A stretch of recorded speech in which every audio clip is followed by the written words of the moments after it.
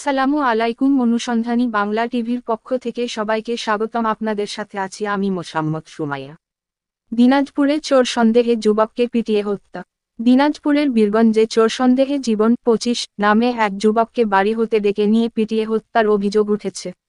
রবিবার রাত 11টার দিকে বীরগঞ্জ পৌর শহরের ঢাকা পঞ্চগড় মহাসড়কের পাশে জ্যোৎস্না ফিলিং স্টেশনের গোডাউন কাম জেনারেটরের কক্ষে এ ঘটনা ঘটে। জ্যোৎস্না ফিলিং স্টেশনের স্বত্বাধিকারী রতন কুমার সাহার এন্টুর মিলের গোডাউনে পাম্পের জেনারেটর রুমে বেঁধে রেখে পিটিয়ে হত্যা করা হয় তাকে।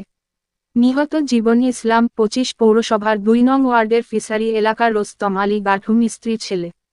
পুলিশ ও এলাকাবাসী সূত্রে জানা গেছে, গত শনিবার রাতে ঢাকা পঞ্চগড় মহাসড়কের পার্শ্ববর্তী জ্যোৎস্না ফিলিং স্টেশন সংলগ্ন 2 নং ওয়ার্ডের মৃত আব্দুল বাতেনের ছেলে লাইজুর ট্রাক্টরে ব্যাটারি চুরি হয়। এই ঘটনায় জীবন ইসলামকে চোর সন্দেহে গত রবিবার সকাল 8টার দিকে জ্যোৎস্না ফিলিং স্টেশনের নাইট গার্ড জাহাঙ্গীর বাড়ি থেকে ডেকে নিয়ে যায়। পরে ফিলিং স্টেশনের জেনারেটর রুমে বেঁধে পাম্প মালিক রতন কুমার সাহার এন্টু ও ট্রাক্টর মালিক বাবুসহ তাদের লোকজন কয়েক দফায় মারধর করে।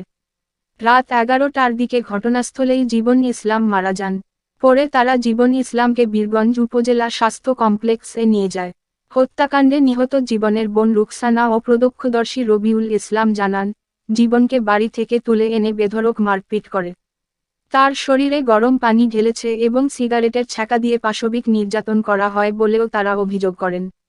এই সময় জ্যোৎস্না ফিলিং স্টেশনের স্বত্বাধিকারী রতন সাহার এন্টুর হাত পা ধরে প্রাণে বাঁচার আকুতি মিনতি করেও রেহাই পায়নি জীবন ইসলাম।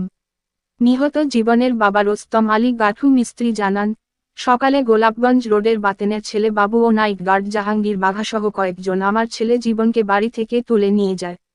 পরে উপজেলা স্বাস্থ্য কমপ্লেক্সে এসে দেখেন তার ছেলে জীবন ইসলামের মৃতদেহ ভ্যানের উপর পড়ে আছে। হাসপাতালে আবাসিক মেডিকেল অফিসার আরএমও ডা. সাইফুল ইসলাম জানান, হাসপাতালে আনার পূর্বেই তার মৃত্যু হয়েছে। বীরগঞ্জ থানার officer in charge OC Mujibur Rahman বলেন, খুনিরা জীবন ইসলামকে চুরির অপবাদে পিটিয়ে হত্যা করেছে। এটি অত্যন্ত পাশবিক ও নির্মম হত্যাকাণ্ড।